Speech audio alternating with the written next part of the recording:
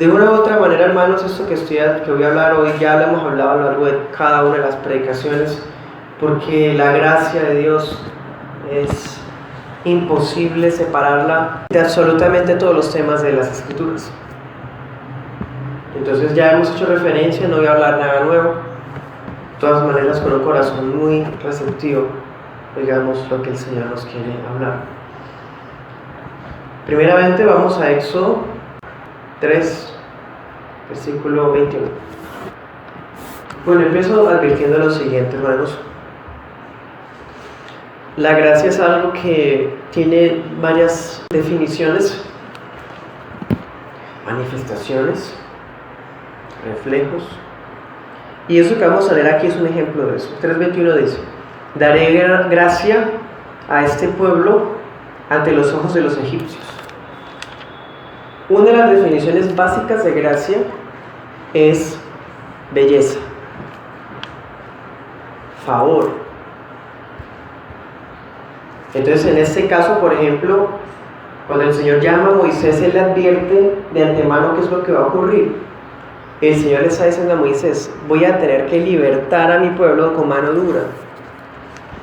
Y el día que los saque, les daré gracia para que los egipcios los saquen o los dejen ir, pues, llenos de riquezas. Entonces vemos que el contexto aquí nos está definiendo que gracia es el favor que se obtiene incluso ante la gente, ante los hombres. ¿Sí? Es un pueblo, hermanos, que es esclavo, que es pastoril. Con base en Génesis, ya cuando estudiamos Génesis vimos que los egipcios detestaban a los hebreos porque eran pastores de ovejas. Entonces era algo peor que la plebe, que era gente de baja alcurnia, ¿sí? La escoria de la sociedad. Serían vistos así los hebreos, los israelitas. Pero llega un punto en el que el pueblo ya los ve con tal admiración que ellos mismos les entregan sus riquezas voluntariamente al pueblo, un pueblo que era completamente miserable para ellos. Eran los indigentes, los invasores de su sociedad. Pero dice: daré gracia a este pueblo. También vemos, hermanos, que esta gracia siempre es un don. Incluso cuando hablamos de que la gracia es frente a la gente, frente a otros seres humanos, incluso ahí la gracia es un don, porque dice: yo daré gracia a este pueblo. Daré, dar, don, dádiva. La gracia siempre es una dádiva, ¿cierto? Y la gracia principalmente, obviamente, es con el Señor, porque Él la siente, Él la otorga para con Él. Y a veces la otorga, como en este caso, frente a las personas.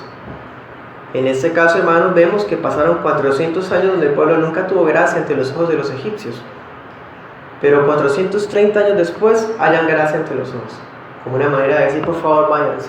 Les damos todo lo que quieran, pero ya no hagan más estragos en nuestra sociedad, por favor. ¿Sí? Vemos ahora Éxodo, capítulo 11, versículo 3, el cumplimiento de esa promesa.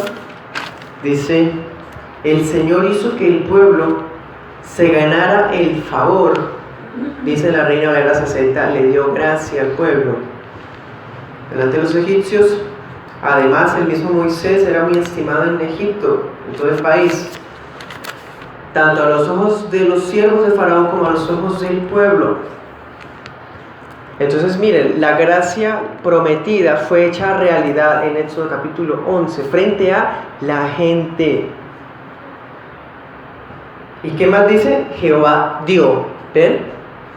¿Qué decía ahorita? Daré gracia. ¿Y qué dice en el 11? Dio. Como algo cumplido. La gracia, hermanos, hace parte del pacto. El pacto es que Dios hace una promesa. Y cuando Dios hace una promesa, como no hay nadie superior a Él, entonces tiene que jurar por sí mismo.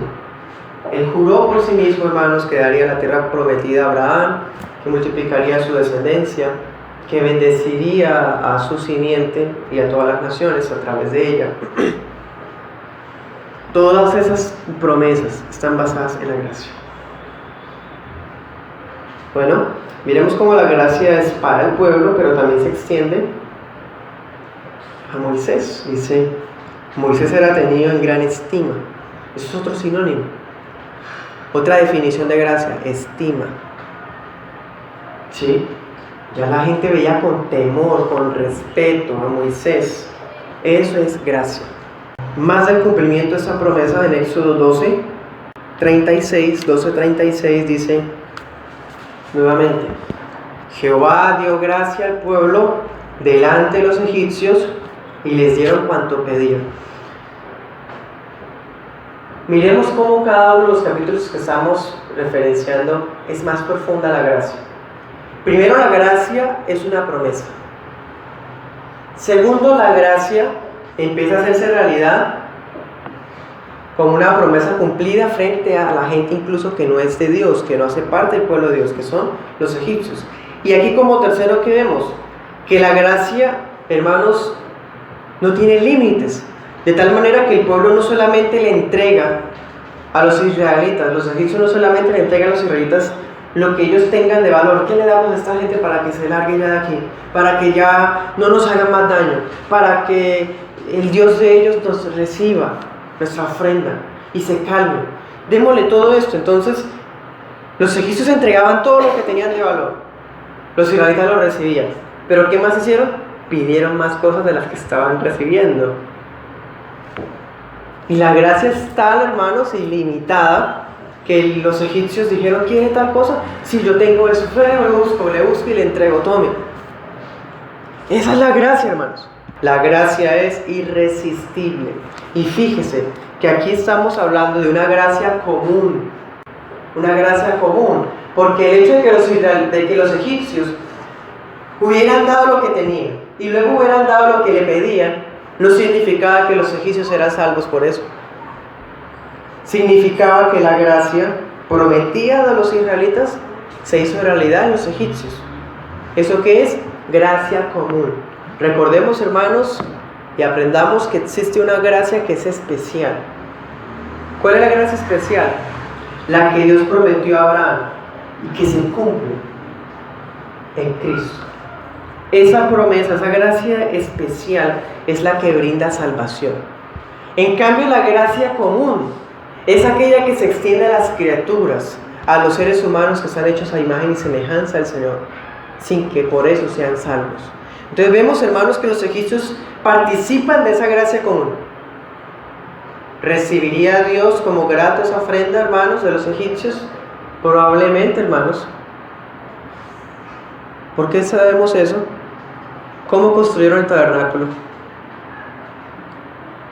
¿Cómo construyeron, hermanos, los utensilios, las vestiduras de los sacerdotes? Con las ofrendas de los egipcios. La riqueza de los egipcios. Por eso es que cuando Moisés pide oro, rubíes, crisólitos, piedras preciosas, engastes, telas finas, los israelitas tienen eso y les sobra. Necesitan un diamante. Espere, yo tenía uno así como de unos quilates grande, como un puño. ¿Dónde es que lo guardé? Debe estar debajo de los rubíes. Eso es, hermanos, el cumplimiento de esa gracia especial para los israelitas. Pero para los egipcios fue una gracia común, porque ellos participaron de una manera sin que hayan sido parte del pueblo de Dios. Eso sigue aplicando hoy para la iglesia. Hay muchas personas dentro de la iglesia universal, dentro de las iglesias locales, que están participando de una gracia común sin que por eso tengan la gracia especial. Es por eso, hermanos, que existe una iglesia que es invisible, la que está compuesta por los escogidos del Señor, por su gracia especial. Pero no todo el que hace parte de la iglesia visible hace parte de la iglesia invisible. La gracia especial, hermanos, es la que reúne a esa iglesia invisible y los redime de todas las naciones. Pero muchos hermanos que están dentro de las iglesias realmente no tienen esa gracia especial, sino solamente han participado de las dádivas. Ellos dan, ellos participan, ellos pueden ofrendar, pueden hacer muchas cosas, pero la gracia no ha sido real en sus corazones. Y ahora vamos a mirar que la palabra gracia también significa gratis. Vamos a Éxodo 21, 12. Si no hace por ella estas 3 cosas, entonces ella saldrá de gracia, sin dinero. ¿De qué nos está hablando este contexto, hermanos?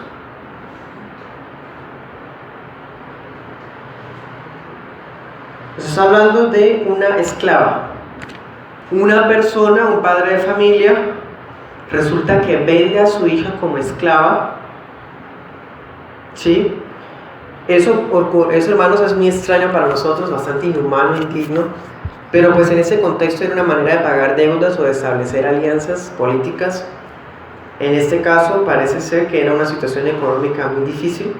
Entonces el padre vendía a su hija por esclava, por sierva, a un hermano israelita. Resulta que el hermano que compraba a la israelita como esclava tenía la posibilidad de tomarla como esposa o como concubina, ¿cierto? Pero resulta que a él no le agradaba como mujer. Entonces en el versículo 11 dice, si él toma otra esposa, si él no le provee, si él no le da el derecho conyugal, ¿cierto? Entonces en el versículo 11 dice, ella está libre. Ella no tuvo que pagar para ser libre.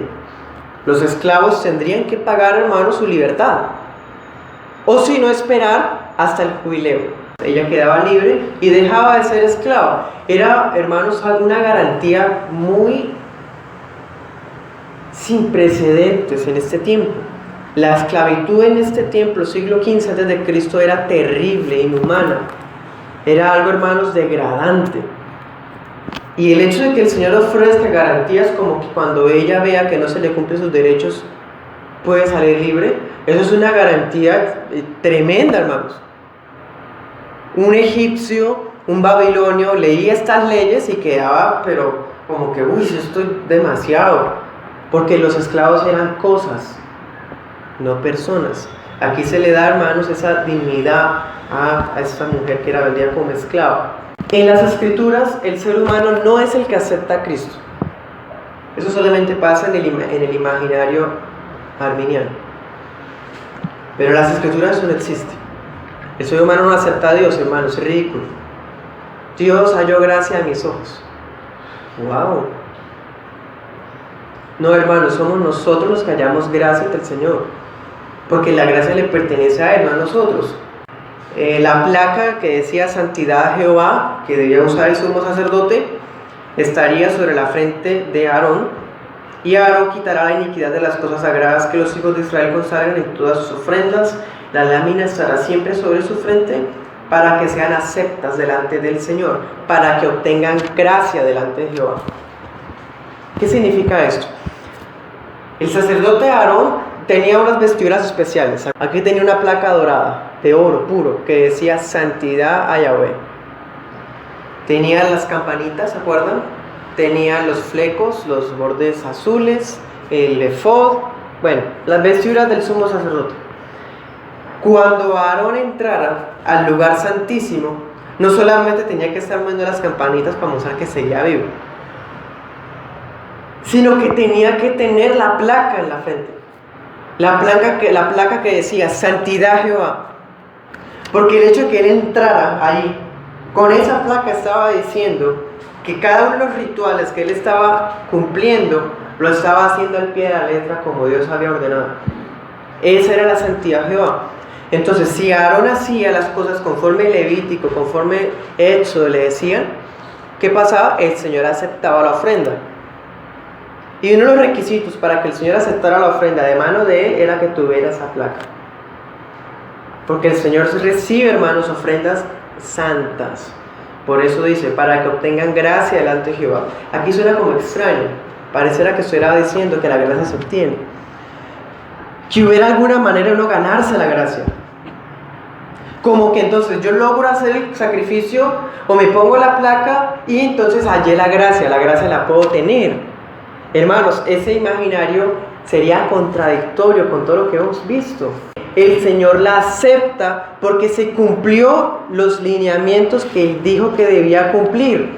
Entonces, si Aarón ofrece el sacrificio correctamente y tiene la placa que dice Santidad a Jehová, El Señor la recibe porque Él lo prometió. Has dicho, te he conocido por tu nombre y también me dijiste que he hallado gracia ante tus ojos. Ahora, si he hallado gracia ante tus ojos, te ruego que me hagas conocer tus caminos para que yo te conozca y halle gracia ante tus ojos. Considera también que esta nación es tu pueblo. Versículo 17. El Señor le dijo a Moisés, también haré esto que has hablado, porque has hallado gracia ante mis ojos y te he conocido por tu nombre. Bellísimo, ¿cierto? Qué gracia especial. Eso es gracia especial, hermanos. Por cuanto has hallado gracia ante mis ojos. Bueno. Ahora miremos versículo 19. Yo haré pasar toda mi bondad delante de ti y proclamaré el nombre de Yahvé delante de ti. Tendré misericordia del que tendré misericordia, tendré compasión de quien tendré compasión. ¿Qué vemos acá, hermanos? La gracia es hallar favor delante del Señor. Favor. Este pasaje quizás es el más claro y el que más destaca de todos los demás. Primero, hermanos, nos está diciendo, yo tendré misericordia del que yo tenga misericordia. La gracia es incondicional porque no se puede ganar. Y Dios la da a quien Él quiere. Dice, al quien yo tenga compasión, le doy compasión. Del que yo tenga compasión. ¿Sí? Y tú, Moisés, hallaste esa compasión, hallaste gracia. Este pasaje nos define la gracia como un favor inmerecido que el Señor otorga a los que Él conoció de antemano en su presencia. ¿Sí? Con base en esa gracia, Dios otorga peticiones. ¿Cómo es posible que Dios escuche la oración de un pueblo como nosotros? Que nos conteste por gracia. Gracia ante sus ojos que hallamos nosotros. No porque, hermanos, nosotros tengamos la placa de santidad de Jehová. Cristo es el que tiene esa placa de santidad de Jehová, porque Cristo es el que entró al lugar santísimo. Entonces hallamos gracia ante el Señor, porque hay alguien, hermanos, que está intercediendo por nosotros a la diestra del Padre. No porque Jacob, hermanos, haya sido muy buena persona, sabemos que no. Dios tuvo gracia de él porque la quiso tener. Dios quiso endurecer al faraón y darle gracia a Moisés. Hermanos, el faraón seguramente se crió junto a Moisés. Serían 2 niños cuando eran los príncipes. Pero el Señor no escogió al faraón, escogió fue a Moisés. Esa es la gracia. Si la gracia se obtuviera con algo que uno pudiera dar, hermanos, la persona que más tenía que dar era faraón. Podía haber comprado la gracia. Pero no se puede, hermanos. La gracia es algo que reside en la soberanía del Señor. Yo tendré misericordia del que yo tenga misericordia. ¿Sí? Y esa gracia es particular porque escoge a cada uno por el nombre. Él sabe el nombre de todas las estrellas. Él sabe el nombre de cada uno de los que son de Él. Los llama por su nombre. Llamamiento eficaz. No hay ninguno que se le olvide al Señor. El día de la redención, el día del juicio final, cuando ponga las ovejas a la derecha, Él no va a mirar a la izquierda, ay, a mí se me olvidó fulano. No, hermanos, ya los conoce a todos por el nombre. Bueno, pero también aplica para la iglesia universal. Éxodo 15, 13. En tu misericordia has guiado al pueblo que redimiste. Con tu poder los has guiado a tu morada santa. Hermanos, la gracia es la garantía de que el Señor nos va a seguir guiando hasta el final.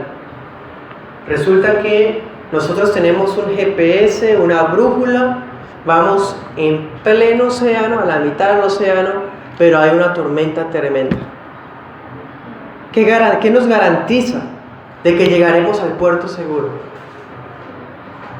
¿Qué garantiza que llegaremos sanos y salvos hasta el final? Hermanos, la gracia. La gracia será la que nos va a guiar. La gracia será la que va a trabajar en nosotros. La gracia será la que nos dará la sabiduría para podernos guiar por la brújula de las Escrituras y poder llegar a ese puerto seguro. Esa es la gracia, hermanos. La gracia guió a los israelitas. Era un camino que ellos no conocían, pero la gracia nos llevó, hermanos, como por un GPS, como por una línea, hermanos, lógica, directa, al fin. Éxodo 20, soy Dios celoso, que castigo la iniquidad de los padres sobre los hijos hasta la tercera y cuarta generación de los que me aborrecen. ¿Y qué? Y muestro misericordia a millares a los que me aman y guardan mis mandamientos. Hermanos, la gracia de Dios, para que me entiendan, es más grande que la ira de Dios. Estoy tratando de hablar en términos humanos. Dios se deleita en amar. Dios se deleita en perdonar. Dios se deleita en ser misericordioso. Aquí vemos el reflejo de eso. ¿Qué está diciendo? Cuando hay un pueblo que es inicuo, malo, impío, el Señor visitará ese pecado hasta la tercera y cuarta generación.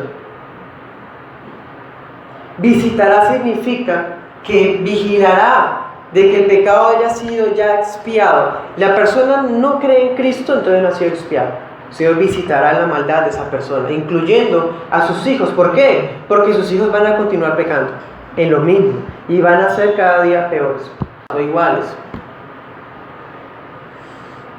Pero ¿cuál es, hermanos, la otra cara de la moneda? Hago misericordia a millares. Retiene su ira hasta 4 generaciones, pero su misericordia la extiende por 1000 generaciones. O sea, la diferencia entre gracia y la ira divina es 1000 a 4. Hermanos, ¿sí me entienden? La gracia del Señor excede todo. Podemos ser hijos de unos padres impíos y inicuos, pero si la gracia, hermanos, viene sobre nuestras vidas, empieza a partir de nosotros a contar esa misericordia que nos va a guiar hasta el final por 1000 generaciones. ¿Qué diferencia hay entre gracia y misericordia y clemencia? La gracia, hemos visto, es gratuita. Es un atributo de Dios. Dios lo prometió, Dios lo dio a través de Cristo a su iglesia. Por medio de esa gracia que es especial, nos salva y nos va a proteger hasta el final. No porque la hayamos ganado, sino porque Él tiene misericordia, el que tiene misericordia. Bueno, esa es la gracia. Ahora, la misericordia, ¿qué es? La misericordia, hermanos, es que nosotros merecemos un castigo por nuestros pecados, una paga cara, alta, pero Él no la da a nosotros, porque ya Cristo la sufrió. Entonces nosotros recibimos misericordia. Misericordia, hermanos, es como que Dios diga: yo entiendo que mi pueblo, yo lo compré, pero sigue siendo mortal, es polvo y ceniza, siguen estando esclavizados por el pecado en sus miembros. Yo comprendo su situación y lo sigo amando. Esa es misericordia. Entonces nos disciplina conforme a nuestros pecados, pero sin destruirlos. Nos disciplina, hermanos, sin acabar con esa llama que Él mismo prendió, que Él mismo encendió.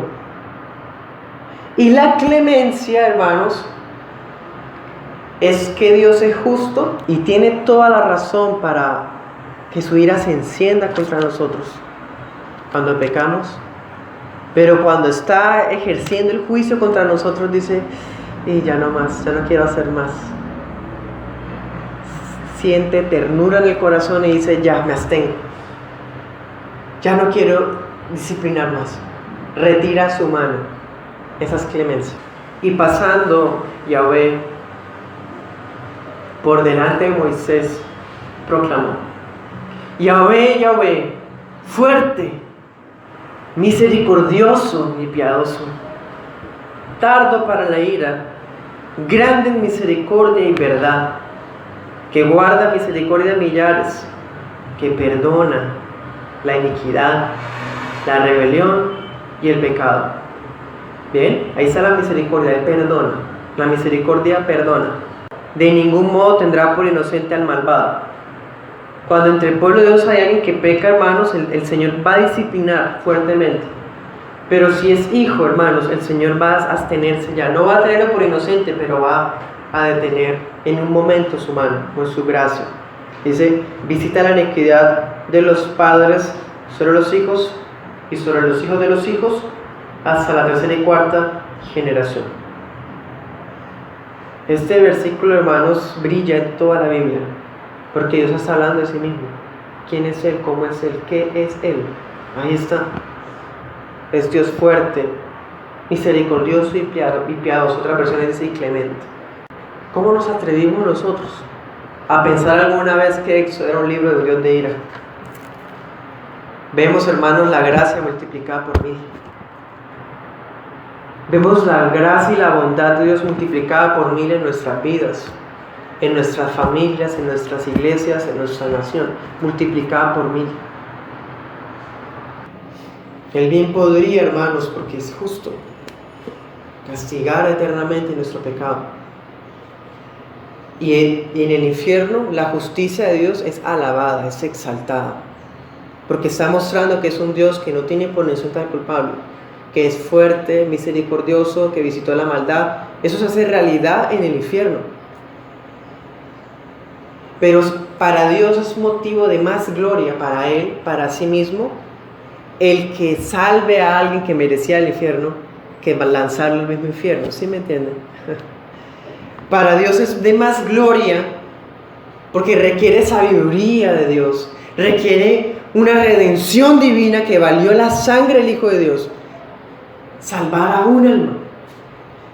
Dios se deleita más en salvar que en condenar. Pero en ambas Él es glorificado. En uno, hermanos, es glorificado en su justicia, pero en otros es glorificado en su misericordia para con los suyos. Es así como vemos que definitivamente la gracia es multiplicada por 1000. Bueno, vamos a Éxodo 16, 7. Por la mañana verá la gloria de Jehová, porque él ha oído sus murmuraciones contra Jehová. Pues, ¿qué somos nosotros para que murmuren contra nosotros? Versículo 10. Mientras Aarón hablaba a toda la congregación de los israelitas, ellos miraron hacia el desierto y vieron que la gloria de Jehová aparecía en la nube. Podríamos decir que este versículo es la primera vez que aparece la gloria de Jehová en toda la Biblia, en forma literal, visible. Hermanos, en estos pasajes ya pues hemos hecho referencia al contexto, ¿no? Cuando lleguemos al 16 pues les pondremos uno a uno. Pero ¿qué estaba ocurriendo? En pocas palabras, los israelitas tenían hambre, querían comer, querían pan. Entonces murmuran, dicen, no, pues debemos habernos muerto mejor en Egipto y no nos trajo usted para acá. Entonces Moisés los amonesta y les dice, ustedes están murmurando contra mí, están murmurando en realidad contra Dios, porque yo he hecho todo por orden del Señor. El Señor fue el que los sacó. Entonces Moisés les dice a todos, mañana la gloria del Señor va a aparecer. O sea, hermanos, aquí la gloria del Señor está siendo como una especie de respaldo de la obra ministerial de Moisés. Ya estaban cuestionándolo y no llevaban ni 2 meses de haber salido. ¿Sí?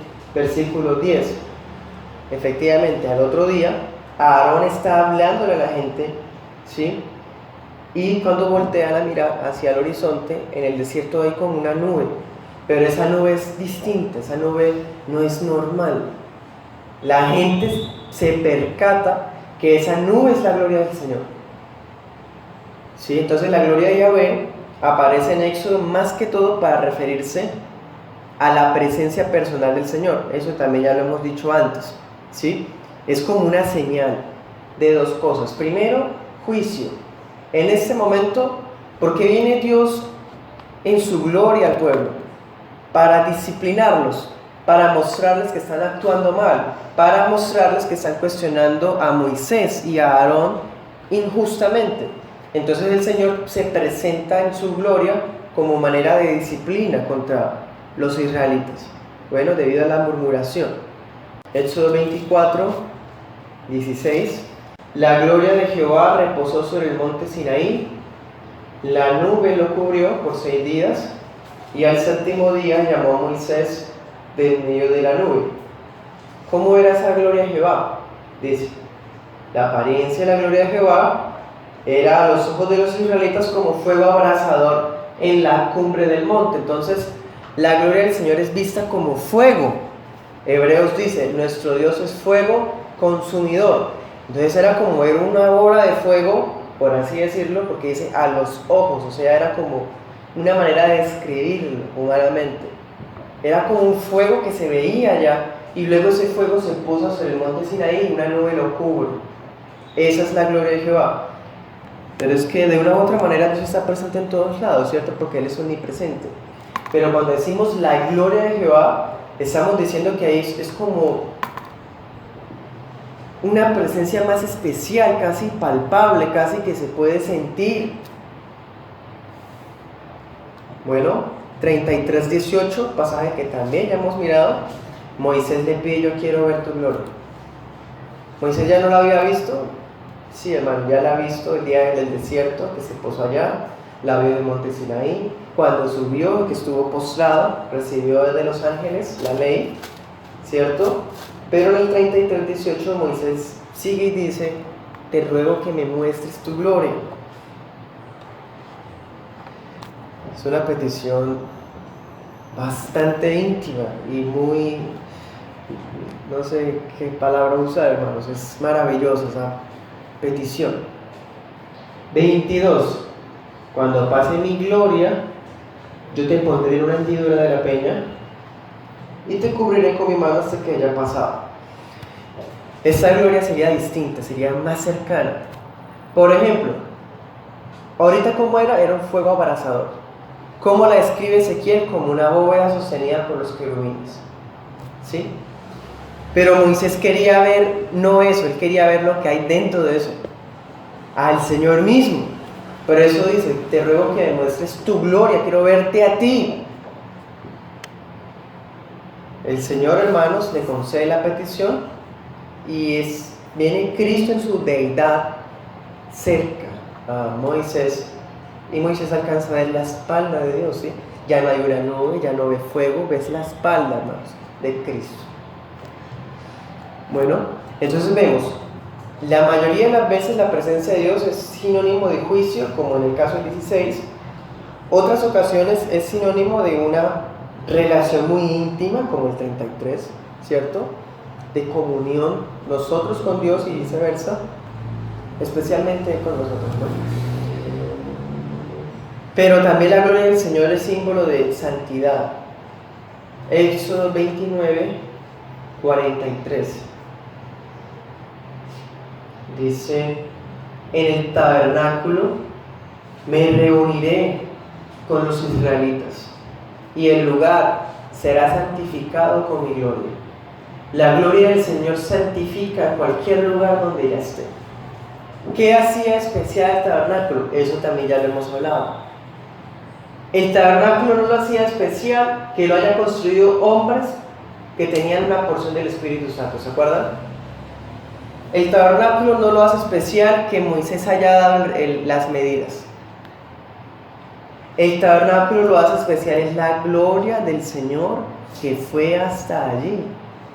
La gloria que estaba en el fuego en el desierto, la gloria que estaba en el fuego y en la nube en el monte, la gloria que vio Moisés desde la hendidura de una peña, se posa en el tabernáculo. Eso es lo que hace que el tabernáculo sea especial, que sea santo. Hermanos, así también con nosotros. Somos santos, somos santificados por la presencia de Dios en nuestros corazones. No es porque nosotros hagamos algo, ¿sí?, para lograr esa santificación. O sea, me refiero, la gloria de Jehová es la que puede hacer que nosotros logremos esa santidad. Él es el que nos hace santos y el que continúa esa obra de santificación. 40, 34. Veamos la descripción nuevamente, ¿no? Dice, entonces una nube cubrió el tabernáculo de reunión y la gloria de Jehová llenó el tabernáculo. Bueno, 35, Moisés no podía entrar en el tabernáculo de reunión porque la nube estaba sobre él, la gloria de Jehová lo llenaba. Y una última, en resumen, sería el símbolo de dirección. Miren el versículo 36. En todas sus jornadas, o sea, en todas las paradas que ellos hacían, cuando la nube se alzaba de encima del tabernáculo, los israelitas se ponían en marcha. Pero si la nube no se alzaba, no se movían hasta el día en que ella se alzaba, porque la nube de Jehová estaba de día sobre el tabernáculo y el fuego, vean, nube, fuego, siempre, estaba de noche sobre el tabernáculo a la vista de los israelitas. Así ocurría en todas las jornadas. La gloria del Señor estaba en el tabernáculo. Nos dijeron que íbamos para la tierra prometida y pues vemos un desierto tremendo, un horizonte amarillo, calor. ¿Dónde está esa tierra? Entonces la nube se alzaba pues del tabernáculo y ella empezaba como a moverse lentamente. Los israelitas que decían, ya es hora de movernos. Entonces desarmaban el tabernáculo, las casas también las quitaban de las estacas del suelo porque eran campamentos y se ponían en marcha. De la misma manera nosotros, hermanos, debemos aprender a ser guiados por esa gloria del Señor. La gloria del Señor ahora es la presencia misma del Espíritu Santo. El Espíritu Santo nos santifica a nosotros, el Espíritu Santo nos guía a nosotros. Entonces esperemos a que la nube se alce y vamos detrás. Pero no, resulta que nosotros tenemos la costumbre de desarmar todo, porque es que si yo desarmo todo, Dios ve mi afán y Dios me va a hacer caso. Entonces yo desarmo el tabernáculo de mi vida, desarmo mi campamento, y como ya lo desarmé, bueno, ahora esperar que se mueva la nube. Es al revés. Cuando yo veo que la nube se mueve, yo desarmo lo mío y me pongo en marcha. ¿Qué hubiera pasado, hermanos, si en ese desierto terrible, porque así se describe en Deuteronomio, los israelitas se hubieran puesto en marcha sin la nube? Se mueren de sed. Era un calor tremendo, hermanos. Del desierto del Sinaí es un desierto inhabitado completamente. Ahora, ¿qué pasaría si hubieran seguido en marcha en la noche? Porque el desierto es desolado. ¿Por qué? Porque en el día es un calor que no se puede vivir ahí y en la noche es un frío que no se puede vivir ahí. Si se ponen en marcha de noche, se mueren de frío, hipotermia. O sea, hermanos, toca esperar a que se mueva la nube. Esa es como la lección, ¿cierto?, para nosotros. ¿Cómo sabemos que la nube ya se movió? Hermanos, cuando sentimos en el Espíritu, como dice la Escritura, si estamos andando en el Espíritu, podremos percibir dónde va el Espíritu. Es decir, dice en Gálatas, ¿se acuerdan? Los que son del Espíritu se dejan guiar por el Espíritu, pero los que son de la carne, no, piensan en sus pasiones, en sus sentimientos, en sus emociones, pero no ven al Espíritu, ¿sí? El Espíritu no es una nube ahora, el Espíritu ahora no es un fuego, ¿cierto? El Espíritu, hermanos, es la dirección que tenemos a través de las Escrituras. Esa es nuestra nube. Entonces, movernos sin la dirección de la nube es morirnos de sed, morirnos de frío, morirnos de calor. Por eso debemos aguardar y aferrarnos a la dirección que Dios nos da a través de su palabra, hermanos. Estamos bien bajo la nube. En el calor nos da frescura, nos cubre del solazo. En la noche, con el fuego que emana, nos da calor y estamos aclimatados rico. Pero, hermanos, si nos salimos de esa protección paternal tan especial del Señor, es para nuestro propio mal, dice en Jeremías. ¿Ustedes por qué se aferran tanto a hacerse daño a ustedes mismos? Pero la gloria de Jehová es sol y deo gloria. También lo vemos en las plagas. Vamos a Éxodo 14:4. ¿Cuál es el propósito de nuestra vida? ¿Cuál es la finalidad del hombre? 14:4 dice el Señor: una vez más endureceré el corazón del faraón. Él saldrá a perseguirlos. Lo haré así, ¿para qué?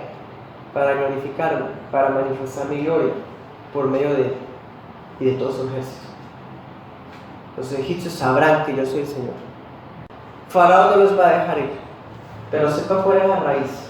Yo lo estoy endureciendo.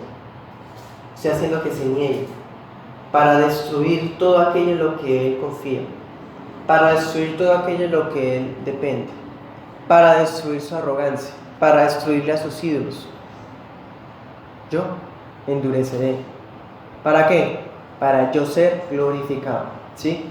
Las obras de Dios tienen el propósito de su sola gloria. Las plagas, su propósito era la sola gloria.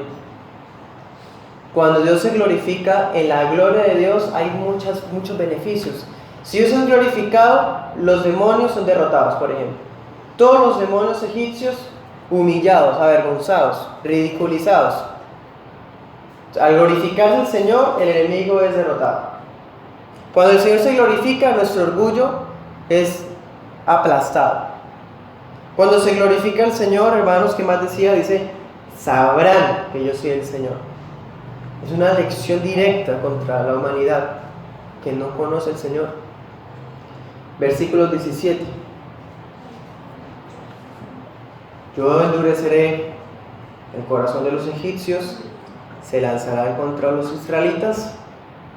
La grandeza de mi gloria se manifestará por medio del faraón y de su ejército, sus carros de guerra y sus conductores. Cuando mi gloria se exhiba por medio de ellos, todo Egipto verá mi gloria y sabrán que yo soy el Señor.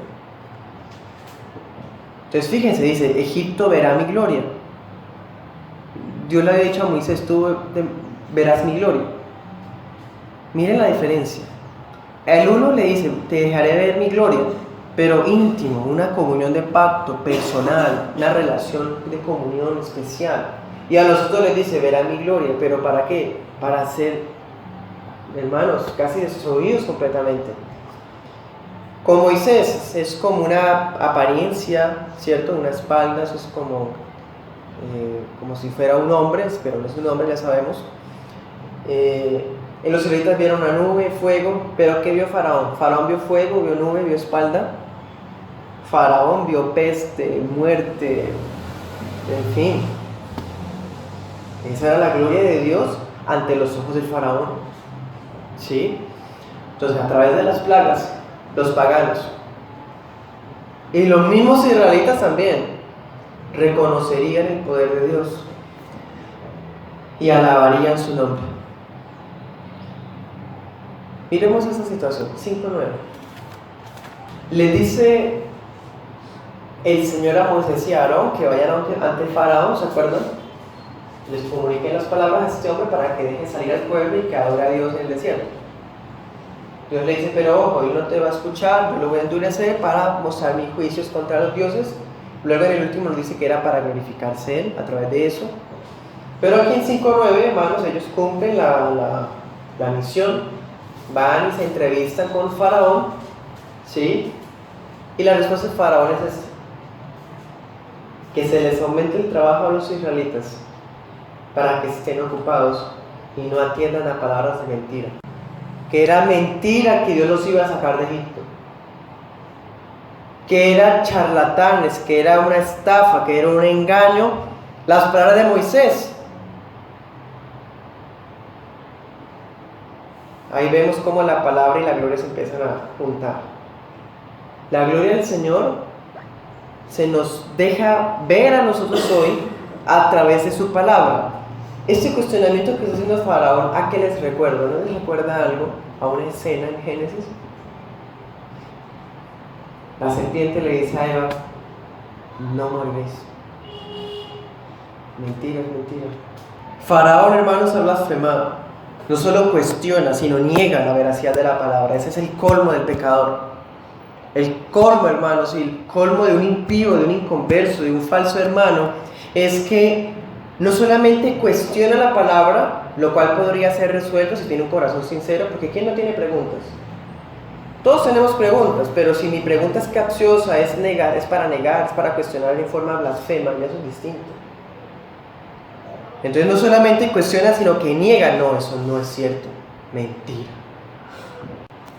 En Jeremías, capítulo 42, los israelitas buscan a Jeremías y le dicen: dinos qué hacer. Te juramos pues, o más bien Dios sea nuestro testigo, que nos castigue duros y no te hacemos caso. Lo que tú nos digas de parte de Dios, nosotros lo hacemos. Así fue. Jeremías dice: bueno, voy a orar. 10 días orando. 10º día Dios le contesta. Jeremías les habla: Dios me dijo que no vayan a Egipto, que se queden aquí. ¿Y qué dijo la gente? Mentira. Eso no es. Fue que Baruch te incitó. Baruch te dijo que nos dijeras eso porque quieres matarnos. Veremos la gloria de Dios como juicio cuando nos atrevemos a cuestionar y a negar, decir que es mentira la palabra, negar la veracidad. Pero mira, aquí está escrito. No es así. Pero mire, le estoy mostrando porque mira, la escritura dice esto y acá también. No, es mentira. Ok, eso es un endurecimiento. ¿Para qué? Para Dios mostrar su gloria con juicio. ¿Qué pasó con esos israelitas? Nabucodonosor vino a Egipto y acabó con Egipto. Y ahí estaban estos israelitas. Dios les dijo: ustedes, veremos cuál palabra permanece, la mía o la de ustedes. Vayan, adoren a sus dioses allá, pero allá llevaré a mi siervo Nabucodonosor.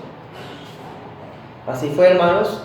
Ese glorioso Egipto que uno escucha en las historias quedó hecho polvo en el siglo VI antes de Cristo, cuando Nabucodonosor llegó allá, hermanos, y arrasó con templos, tumbó las pirámides, las esfinges, las desfiguró todas, destruyó todo, hermanos, todo, con los israelitas rebeldes ahí.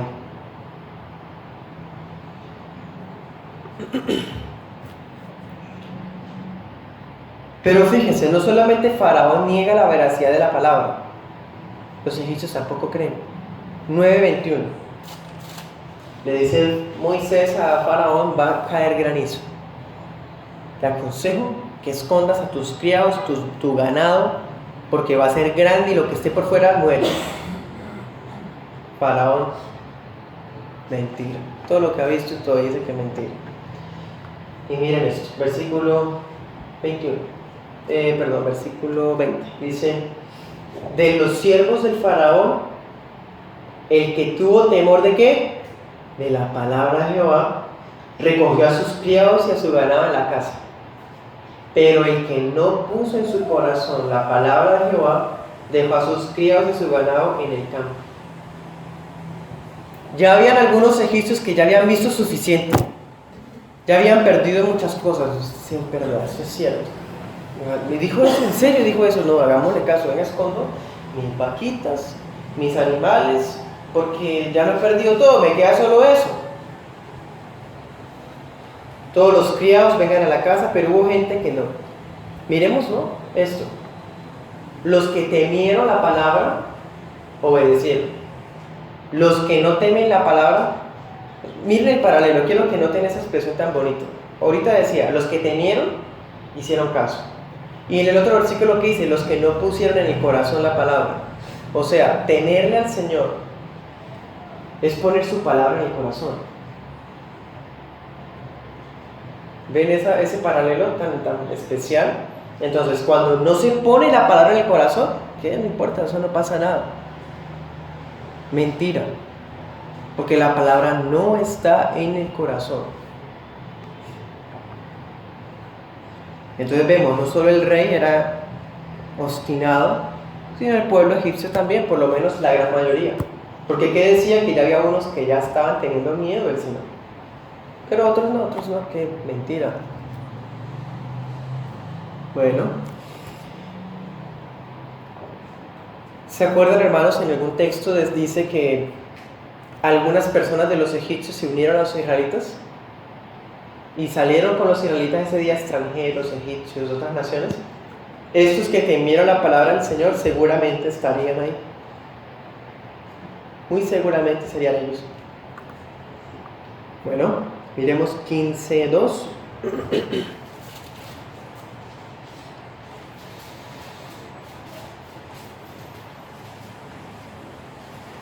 Dice: Jehová es mi fortaleza y mi canción. Qué hermoso.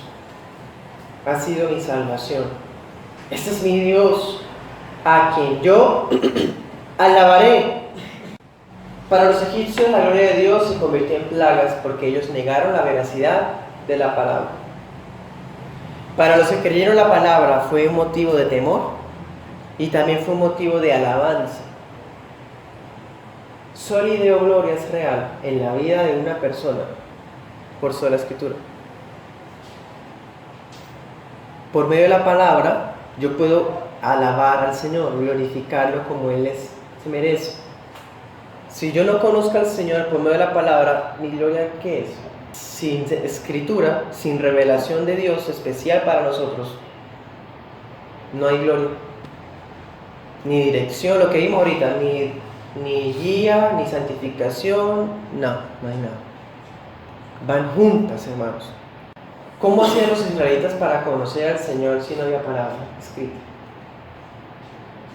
Porque la primera vez que vemos la escritura como redacción, 17:14, dice, le dijo Jehová a Moisés, escribe esto para que sea recordado en los libros.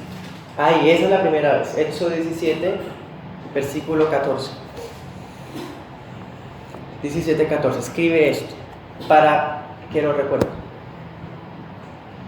Bueno, listo, entonces vemos que la escritura empieza a ser escrita, valga la redundancia, a partir de Éxodo 17. Antes, ¿cómo? ¿Cómo era transmitida la palabra a los hogares, a los corazones? 4:15.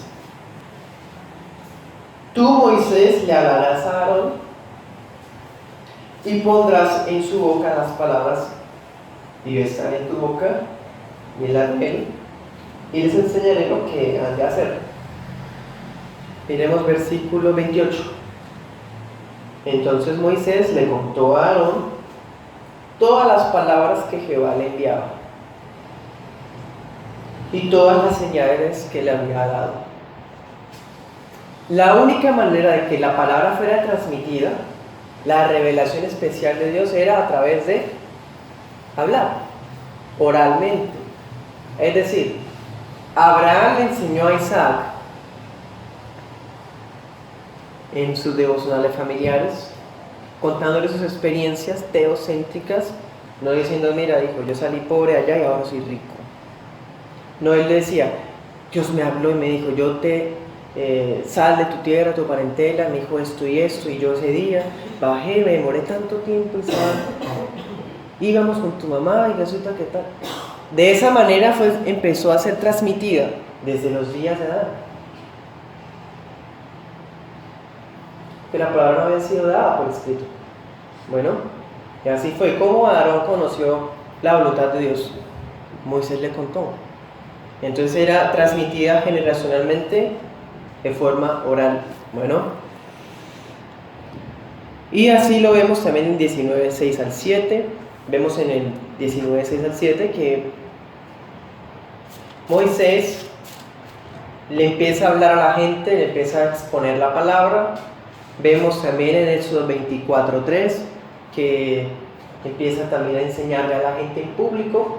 O sea, las maneras de transmitir la palabra eran padres a hijos, la tradición oral se llama eso, o también por medio de la enseñanza pública, la exposición de la palabra. Esas eran las únicas maneras porque no había escritura. Pero a partir de Éxodo 17:14 vemos, hermanos, que empieza a redactarse esa revelación especial. ¿Para qué? ¿Por qué?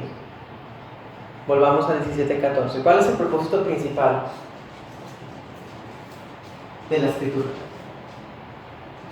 ¿Qué decía allá? Para que les sirva de memorial.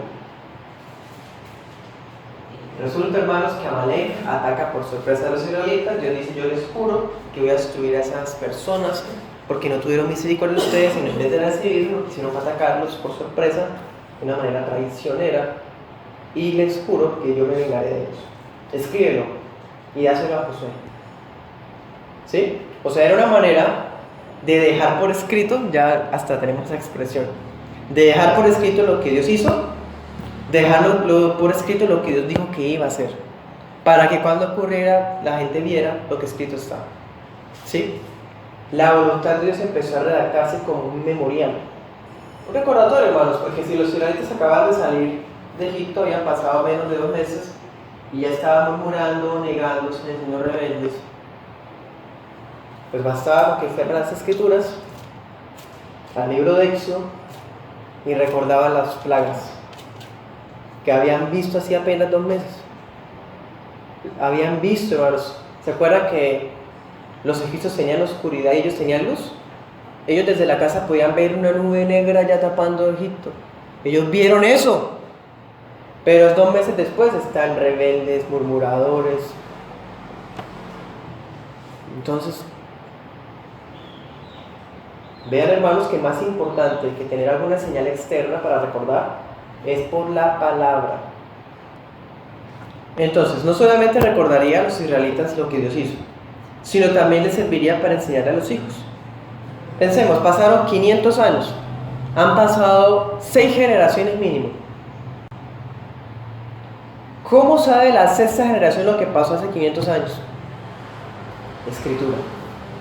Entonces se nos dejó la escritura, hermanos, también para que lo que Dios hizo hace tanto tiempo esté fresco, vivo, vigente, palpable, palpita. Que la escritura está viva, porque es inmemorial, el recordatorio por excelencia de lo que Dios hizo y lo que Dios va a hacer. Entonces es una señal innegable para todas las generaciones que Dios es real, que Dios lo que hace y dice lo cumple, que Dios es fiel al pacto. Bueno, miremos también 34:27. Jehová dijo a Moisés: escribe tú estas palabras, porque conforme a estas palabras he hecho un pacto contigo y con Israel. La escritura también tuvo el propósito de dejar sentado por escrito que Dios se había comprometido con el pueblo. Bueno, Éxodo 24:4. A partir de ahí, de 24:4, la escritura empezó a ser parte del culto. Entonces, hermanos, el libro no empezó a ser solamente una guía para los sacerdotes, sino un acuerdo de que todo el pueblo se comprometía a oír y obedecer. Versículo 12, 24:12, también se nos dice otro propósito. ¿Cuál es? Enseñanza. Entonces, la palabra fue dada por escrito para que el pueblo fuera enseñado, no como un mero conocimiento por el cual ellos se jactaran intelectualmente. Era para conocer a Dios mismo, porque a Dios, como ya hemos hablado, no se conoce ni siquiera viéndolo.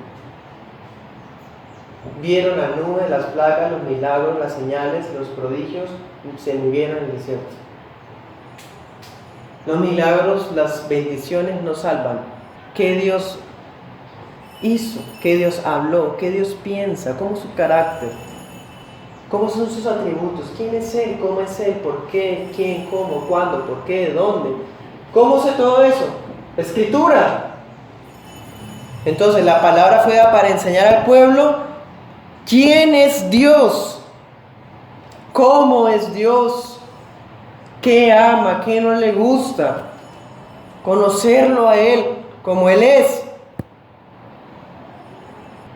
Éxodo 21. Dice: habló Dios todas estas palabras, dice, y empieza, son los 10 mandamientos. Entonces vemos que los 10 mandamientos inicialmente no se llamaban 10 mandamientos, se llamaban las palabras, sencillamente. Dijo Dios estas palabras, y empieza. Es más, estas palabras son muy especiales. Miremos, por ejemplo, 31:18. Dice: cuando acabó de hablar Dios con Moisés en el monte Sinaí, le dio 2 tablas del testimonio, tablas de piedra, ¿qué? Escritas por el dedo de Dios. Ninguna parte en toda la Biblia fue escrita así. Ahora, teniendo en mente eso, comparémoslo con, por ejemplo, 12:41. Dice: el mismo día en que se cumplían los 430 años, todas las huestes de Jehová salieron de la tierra de Egipto. Bueno. Otro ejemplo, el 37. Partieron los israelitas de Ramesés hacia Sucot, eran unos 600,000 varones de a pie, sin contar niños. Bueno, de esos versículos, ¿cuál me muestra cómo es Dios y quién es Dios más que el otro? Lo que les quiero decir, hermanos, es que en la palabra de Dios que nos fue entregada, algunos pasajes tienen más gloria que otros. Eso no significa que haya pasajes inspirados y otros no inspirados. Lo que pasa es que hay unos pasajes que me están mostrando tan directamente quién es Dios, cómo es Él, que yo puedo conocer a Dios por medio de esos versículos más que con otros. Por ejemplo, dijo Dios esas palabras: yo soy, dice que las palabras esas las escribió con el dedo. O sea, esos versículos me muestran a mí quién es Dios más que otros. Más que 12:37, eran 600,000. 600,000 israelitas que salieron. ¿Eso es importante? Sí. ¿Es inspirado? Sí. Pero saber que son 600,000 israelitas de a pie, varones, que iban de Ramesés a Sucot, no me muestra a mí a Dios como me muestra 21. ¿Sí me entienden? Entonces, de esa manera, hermanos, vemos que hay pasajes en la Escritura que contienen más gloria que otros. ¿Sí? Insisto, no se está afirmando que existan apartes inspirados y otros que no, sino que es que hay textos que expresan más claramente la voluntad de Dios, el carácter de Dios. ¿Sí? Nos deja, hermanos, un peso de gloria, casi como que uno estuviera ahí viéndolo, sintiéndolo. Bueno, entonces conocemos a Dios a través de la sola Escritura. Conocemos la sola y gloria de Dios por medio de toda la Escritura. Oremos.